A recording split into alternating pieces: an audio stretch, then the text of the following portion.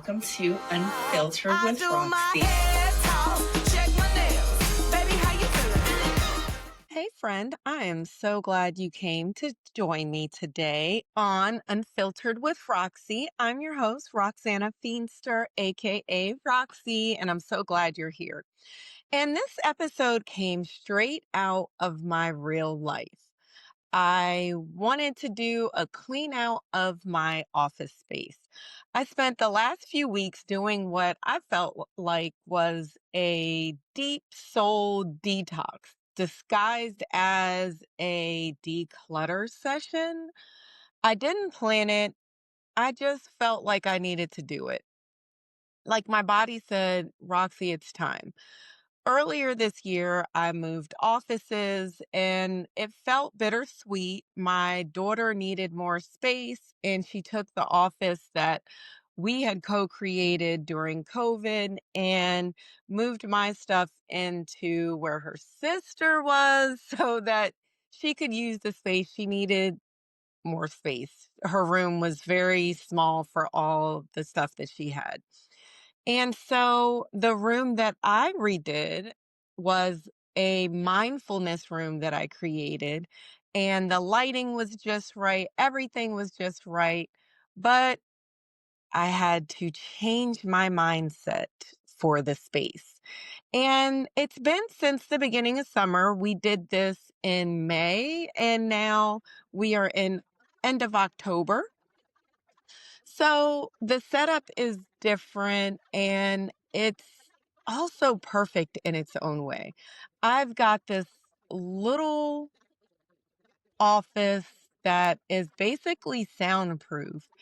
And I also have a space where I can journal, do my bike exercise pretty much in peace.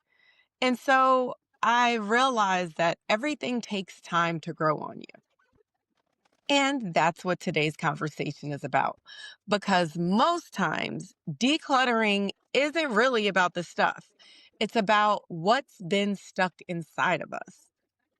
So today, I'm sharing my own journey and four big lessons that came up along the way: the why behind the urge to clean, the renewal that comes with painting and creating, the joy hiding in the middle of the chaos, and the peace that comes from letting go and making space for new things. So grab your favorite coffee, your favorite sparkling water, and maybe a cleaning cloth. Maybe we can do this together. We're going to walk through this one piece by piece, step by step. The urge to clean, the sprint before the stillness. Have you ever gone weeks, maybe months ignoring the clutter, and then suddenly you get this wild urge to clean everything? I'm talking walls, vents, floors, every corner. That was me. It wasn't just about a messy office. It felt like my body was demanding a detox, a mind, body, and spirit clean out. I just started thinking about why these bursts happen, especially near the end of the year. It turns out our brains are wired for this. When a cycle is ending, we naturally crave those closures. We get a rush of energy, like a kind of mini adrenaline sprint before the finish line.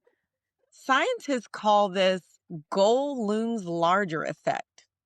As we get closer to an ending, whether it's the end of a year, a season, or even a stage of life, our focus sharpens. The stress hormones kick in just enough to push us forward.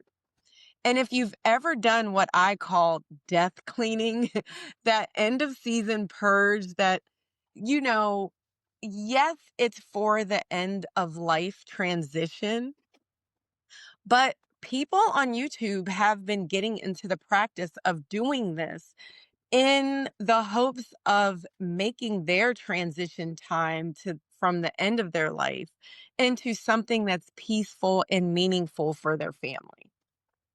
So even though I'm not planning to go anywhere, I plan to probably live to at least 100.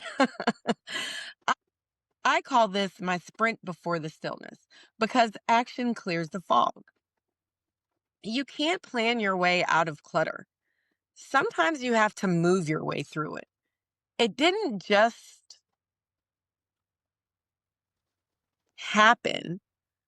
I watched a few YouTube videos, learned the basics of the best organizing tools to use, the best clean out methods to do to save time, but I just went ahead and did it.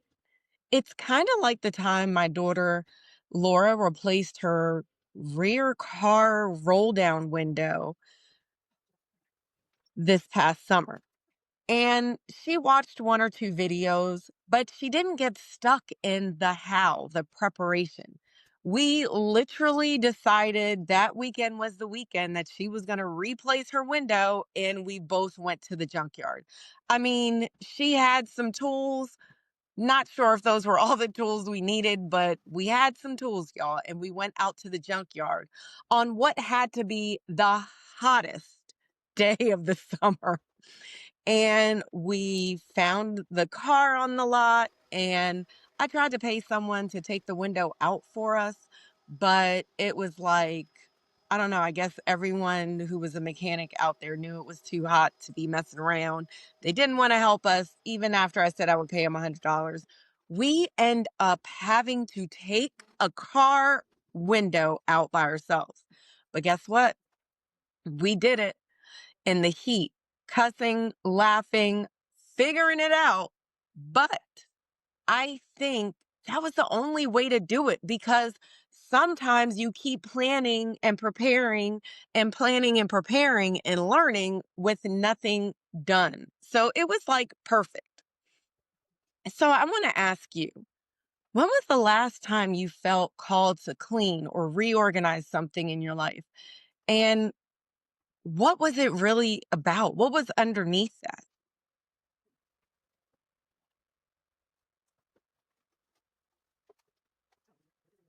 Painting has been something that I always love to do with my spaces because it's kind of easy and it can totally shift how your room is presenting. So, painting for me, I started cleaning down my walls, prepping my walls.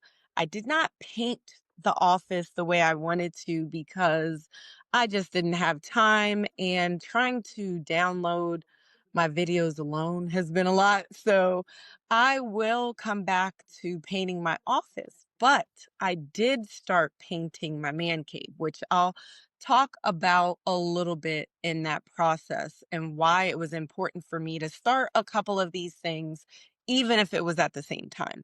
So, painting for me was the heart of my basement reset. I've reset about 50% of the house, almost the whole basement, 40 to 50% of the house at this point. And I started fixing some cracks, sanding down the wall in the man cave, and repainting, repainting the space because it was just time. I just felt it in me. It reminded me that caring for my space is a form of self care, not just covering things up, throwing things in a room to fix one area, but then I'm making another area worse. I took time to clean the corners, to kill spiders. I know some of you are probably not going to like that, but just picking a different color because the man cave was so dark. And you'll even see in my office that I have one of the closet doors is not totally covered because my daughter had a mirror there. And when I had painted it, I couldn't get underneath it. But then my son helped me clean that out. Um, Earlier this summer as well. So I am going to repaint my office just a basic white because I love that it brightens up the space and it matches like all the other stuff that I bring in the room, art pieces, lamps, all of that good stuff. So I think as I was cleaning out everything. I did have emotional moments like, um, and I know this is going to sound funny, but I actually thought about, is this going to be my last time painting my space by myself? I'm 48 now. Am I going to be able to get up on step stools and crunched over, leaning over, bending over to paint? And then I had to remember that's not mindfulness. That's not me enjoying right now. I mean, the past was me reflecting and being scared that I would be in pain after painting like I was before when I was younger. And then me looking to the future is like, oh, I'm not going to be able to lift furniture. I'm not going to be able to do all these things I used to do. But what about the present of right now? What about honoring right now? I'm 48 and I can lift a heavy pumpkin. I can move heavy furniture. I can literally paint in a sprint my whole weekend, and I don't need to ask anyone for help because basically I did it by myself, which is like, that's great. Like, I love that for me that I was able to paint the man cave. I was able to clean out my office. And yes, I had company, and that means a lot, but I got shit done, and that feels good too. I also took a few breaks in between. I was able to paint, like make art pieces for my office as well. I had a sip and paint because it's important to take a break in between when you're doing these decluttering projects as well. Um, I let go of the idea of perfectly prepping the walls this time because I did not want to get stuck in just prepping where it's me day 2 prepping the wall again. Oh, I'm still prepping. No, I need to move. So even though I didn't do all the things of prepping my man cave in my office, I'm still going to get it done and use that energy, that momentum to get started. So even though I let go of the idea of a perfect prep, I still wanted progress. And that still means I still have to prep. I still may have to go back and touch some things up, but I'm still moving forward. I don't need to be perfect. I need to make permanent mindful changes. And part of that mindfulness is not thinking about the past, not thinking about the future, enjoying the present.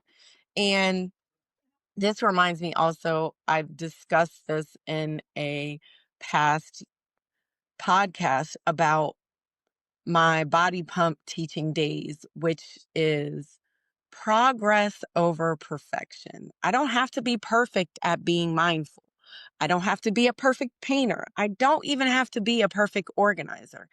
I just have to keep making progress. I just have to keep moving forward. So, friend, I want to ask you, what's something in your life that doesn't need to be perfect? It just needs to be done.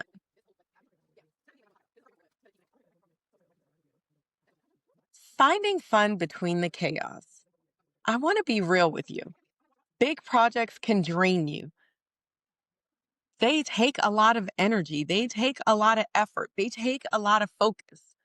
That's why I added in right in the middle of my chaos a sip and paint and a visit to the pumpkin patch.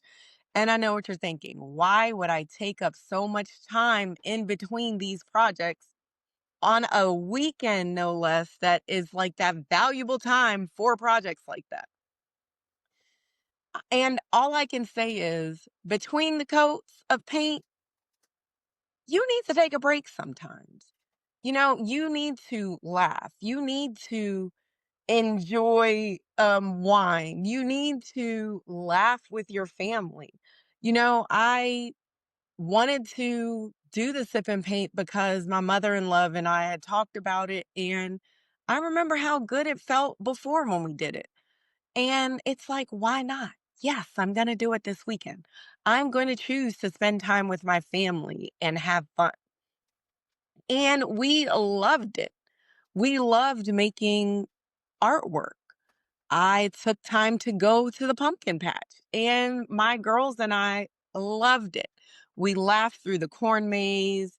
We had fun on the hayride. It was just something about being in nature as well. The truth is, restoration includes rest and joy. And when we take breaks, we remind our nervous system that we're safe, that we don't have to rush the healing. There's a mindfulness practice that has 5 R's: recognize, relax, review, respond, and return. Recognize what's happening without judgment, relax, breathe, slow down, review what's in your control, what isn't in your control. Respond from wisdom, not worry. Return to the present moment again and again. That's how I tried to move through this season. Recognizing the tension, relaxing into gratitude, responding with action, and always returning to joy.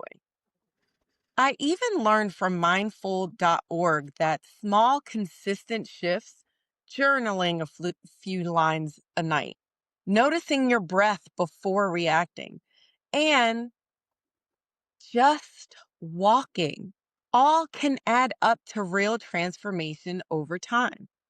So if you're in the middle of your own messy middle, please take the time to enjoy it. You're learning, you're stretching, you're becoming. And I want to let you know this: most of your time is going to be in the middle. You are waiting for that next project. You're waiting for the next season in your education. You're waiting for that next opportunity. You're waiting until you get your new house, your new car. So the middle is taking care of that car, taking care of that house, getting one house ready to sell when you're ready to move to the next house. And that might be years. Like my husband and I have a plan that we want to move down to the beach. Well, I can't just give up on the house I'm in now. And I need an office to work in right now that feels comfortable and warm and welcoming, because I do like when people come and sit with me in my office. So, what does that mean? I need to make sure that while I'm in the messy middle of waiting to buy a new office space or waiting to buy whatever it is that my next home will look like, that I'm taking care of the space I have now, that I'm taking care of the body that I'm in now. Even if it's not the 30-year-old body I had before, I want to make sure that while I'm in the middle of getting myself in the best shape, that I'm not dropping that responsibility and being like, well, I don't need to learn how to eat healthy or be clean or be mindful. I need all of those things in the middle, especially in the middle. So, how can you add something joyful to your next big project? Something that fuels your spirit while you work. I used my sip and paint and being in nature with my family. What will you use to help you? Maybe it's a trip. Maybe it's a room makeover. Decluttering isn't just organizing, it's emotional work in disguise. Here's how I approached it: mindful declutter. Be fully present with what you're keeping or tossing. Know your why. Are you keeping this out of love or fear? Plan your time. Actually schedule moments to face the mess. Have fun in between. Reward your progress.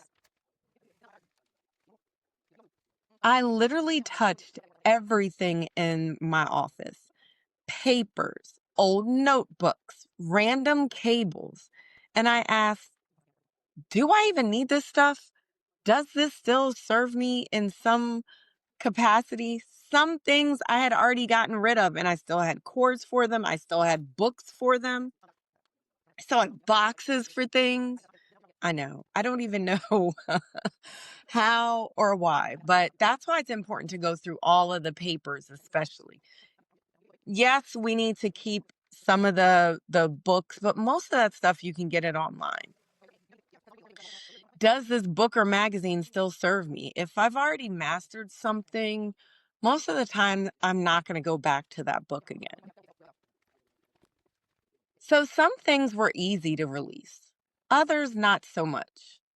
But here's a beautiful surprise. Letting go of sentimental things can bring joy when you imagine someone else using them. I had a couch in my office and it pretty much was making the space awkward because, like I said, I moved from a bigger space into a smaller space. And when I was rearranging the room earlier this summer, I just remember being like, this is just so cramped, but I still kept it in here because I was like, oh, when people come in, they'll sit in here. But because it was positioned so weirdly, I couldn't even fit it. No one would want to sit in it because where it was like it was hitting, the door was hitting it. So our neighborhood had a big dump day and I put it out for the dump day. And I even forgot, to tell you the truth, I forgot that I even had a couch in here at one point. So it's like we need to remember that most of the things we're holding on to, we won't even remember we had them, right? I had a lot of different random things that I know other people are using right now. Like my beach bag. I had a whole come to Jesus moment about giving away a beach bag that my mom had given me. And I loved the beach bag, but then I got a new beach bag. And guess what? I dumped my old beach bag. I just had it there. And it wasn't dry rot. There was nothing wrong with it. Well, I know my mom would not just want that bag sitting there. So guess what I had to do? I had to say, this can be someone else's fun thing and they would enjoy it. So I'm going to let it go. And here's the lesson in that. Order in your space comes from order in your thoughts, comes from keeping what needs to be kept and letting go of what needs to be let go of. I just want to say that again. Order in your space becomes order in your thoughts, becomes order in your life, in your mind. What's one thing in your space that you're ready to bless and release?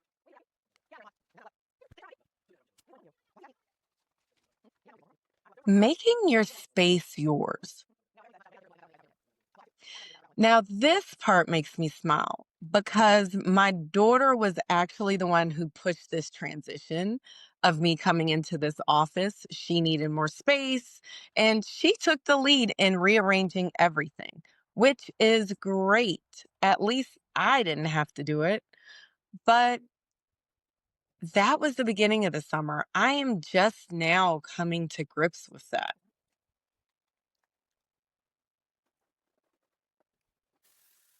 I didn't love the idea at first, but now this new office is the perfect place for my meetings, my recordings, and my reflections. It's peaceful, it's quiet, and there's no window. But that just means I have to walk outside now. And that's a win too. Sometimes life moves you before you're ready, but it's always for alignment. Change rarely feels comfortable at first, but comfort isn't where we grow.